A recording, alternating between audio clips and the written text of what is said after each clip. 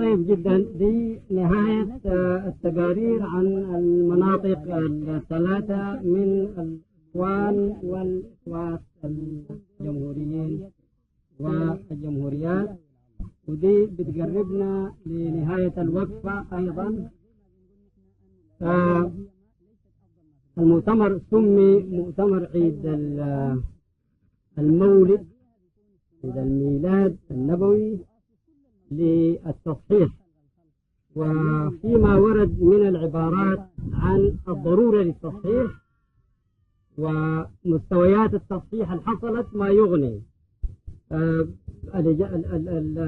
الشائعات اللي اشتركت فيها الصحف والإذاعة والتلفزيون والناس تناقلوها بأنه تنظيم الإخوان الجمهوريين انتهى، هي اللي أوجدت ضرورة العمل للتصحيح. والعمل للتصحيح أفاد فائدة كبيرة جدا. برضو الموضوع ده ذكر فيه جلال أنه عمل الدعوة الجمهورية كله تصحيح، وده صحيح، لأنه الخصوم من الجانب الثاني نشيطين في التشويه بصورة لم يسبق لها مثيل في تاريخ أي دعوة من الدعوات البشرية، سواء كانت دينية أو علمانية. التشويه كان غريب جدا، ولحسن التوفيق أيضا أنه التشويه ما كان فيه ذكاء وما كان فيه صدق، ولذلك تصحيحه بيجي بسرعة وينقل الناس من طرف التشويه إلى طرف التصحيح.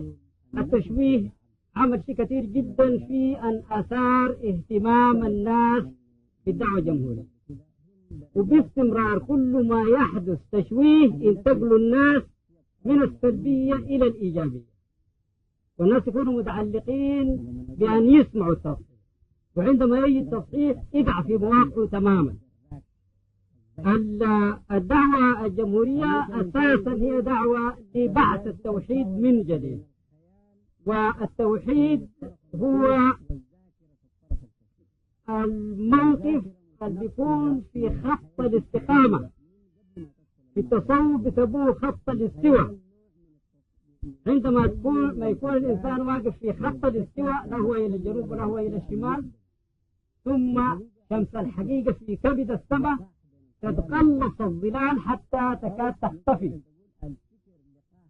الظل يكون تحت القدمين. إذا مالت الشمس إلى جهة الجنوب مثلا عندنا نحن هنا للشتاء، أو إلى الشمال في الصيف، أو مالت للغروب، أو كانت قبل ما تنتصف، الظلال بتكون طويلة. ويقولوا الصوفية أنه عند خط الاستواء تتقلص الظلال، آخرين يقولوا تنعدم الظلال. والظلال إشارة للأجساد، والأجساد هي الحجب بين العقول والقلوب من أن تنطبع الحقيقة من القلب على العقل. وبتقلص الظلال يبقى الإنسان في مقام التوحيد الدقيق اللي بيخلي كل الجداول تكب في جدوله، ما في معارضة للحق ولا للمحق اللي بيقيف في نقطة خط الاستواء. المعارضين يعملوا لنصرته والمؤيدين يعملوا لنصرته، ونحن واضح علينا جدا المسألة دي، ما من معارضة ضرتنا إطلاقا. المعارضين يعملوا لمصلحتنا وهم غير مأجورين، والنصراء والأعوان يعملوا للمصلحة وهم مأجورين. في آخر الأمر يفيض الخير على حتى المعارضين، فلا يجد مجال غير أن يجوا للحق مذعنين، لأن الحق منصور واللي بيتعلق بالحق منصور، والحق ما بينصروه الناس اللي بيتعلقوا به، هم والحق ينصرهم الله. فما على الجمهوريين إلا أن يعيدوا التصحيح الحقيقي. هنا أبنائي وبناتي ذكروا الصعايد اللي كان فيها التصحيح من مستوى رجل الشارع إلى مستوى السلطة في درجات الدنيا، بما حصل من اعتقال بعض الإخوان وبعض الإخوان وسيقوا إلى المراكز، وجد تصحيح من الناس اللي في الخدمة أنه ما في ضير على العمل ده وما يتعرضوا له. التصحيح ده حصل، التصحيح لرجل الشارع حصل، التصحيح للمعارضين حصل، وإن كان ما اعترفوا به لكنه كان كمد وغير ظاهر في وجوههم في تحركات غير الرشيدة وغير الذكية. التصحيح المهم جدا هو تصحيح الفكرة الجمهورية في نفوس أتباع. المهم جدا هو تصحيح رأينا في الله. الإنسان دائما، وإن كانت الكلمة بالصورة دي تشوفها بشعة، لكن الإنسان سيء الظن بالله، لأنه حريص على نفسه، حريص على منفعته، ويملي له جهله أنه هو يعرف مصلحته أكثر من الله، ولذلك يعترض على تدبير الله ويحب أن يكون تدبيره هو الطائر والنافذ. التصحيح ده وقع وسيقع، ما حصل منه شيء بسيط جدا، ولكن يجب أن يكون تطبيقنا في اتجاه التصحيح في أنفسنا، أن ننشئ العلاقة بالله بصورة أوسع مما كانت، وأن ننشئ العلاقة بالفكرة بصورة أوسع مما كانت، وأن نمشي وراء الله ونتقبل عنايته ونثق به ولا نتهم فيه. هذا ما يجب أن يكون عليه عملنا في مقبل الأيام. التشويح حاصل في أنفسنا في الحقيقة، هذا كلام بيقال دائما، التشويح حاصل في أنفسنا، ينبثق أمامنا من خصومنا بالصورة الأوجبة المؤتمر ده ليكون للتصحيح، والخطأ لما ينبثق في الخارج يكون تصحيحه أسهل، لأنه بيرى بالعين، يرى بعين الرأس، وده يسوق إلى اليقين في اتجاه التصحيح. ونحن ما وقع من تصحيحنا للمسألة دي في المستويات التي ذكرت ده محقق وسيستمر، وما ذكر أيضا في التصحيح في أنفسنا ده محقق، وده ما يجب أن يستمر بصورة أوسع.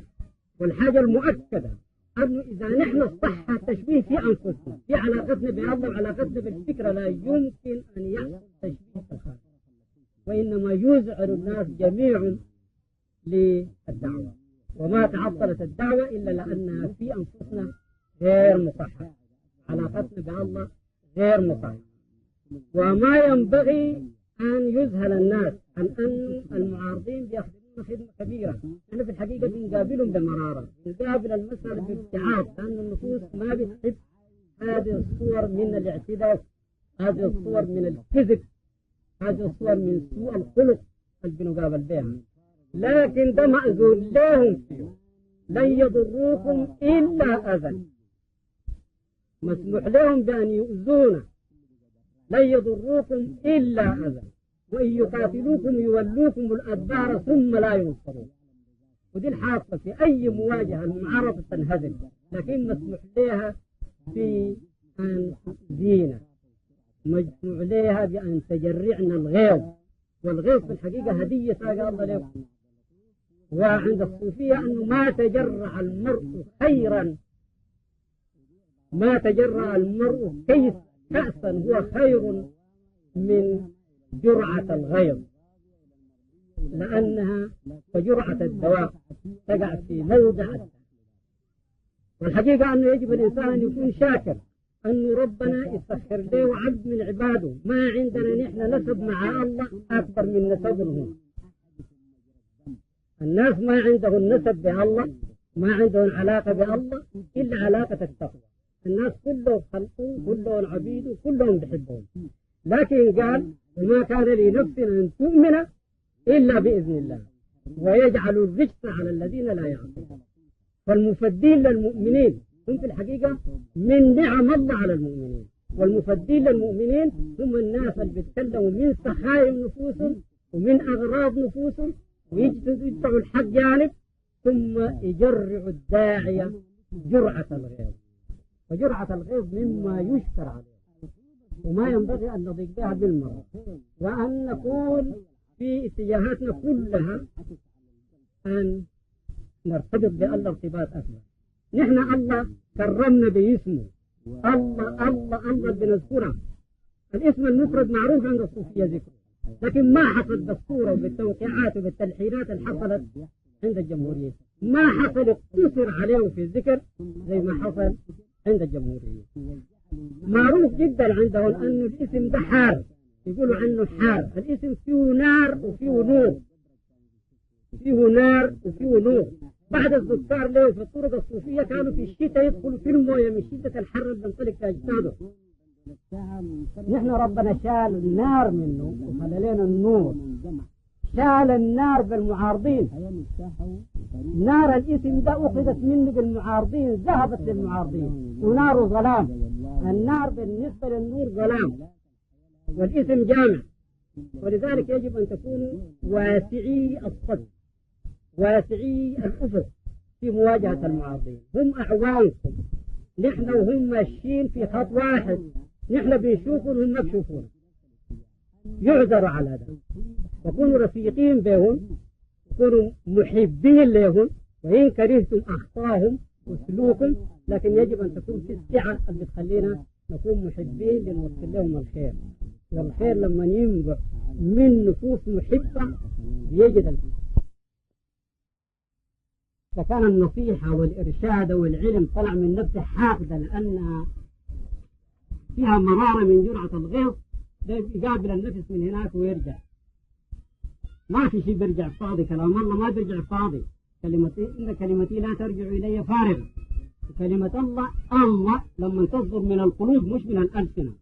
لكن بكل ما تكون عندكم السعة في أن توصلوا الخير للناس، وأن تسامحوا، وأن تحبوا، وأن تكونوا مبعدين عنكم الضغائن، بقدر ما يستجاب لكم. ما بينكم وبين النص إلا أنفسكم. وأنا أفتكر المؤتمر ده عمل شيء كثير جدا في أن وضع قدامنا في الطريقة اللي بيه نتخلص من أنفسنا، بيه نجيب في خط الاستوى حيث تنعدم الظلال زي ما يقول الصوفية. برضو الاسم مما يعين على اطراح ناره وأخذ نوره الفكر. عندما تذكروا الله فكروا في الصفة الإلهية اللي بتجدوا أنفسكم فيها هشاشة وطرب لها. مثلا مسألة التخلق، كونوا ربانيين. ربنا يقول كونوا ربانيين بما كنتم تعلمون الكتاب وبما كنتم تدرسون، يعني تخلقوا بأخلاق الله. الحديث اللي قاله نبينا عن الآية دي، تخلقوا بأخلاق الله إن ربي على صراط مستقيم.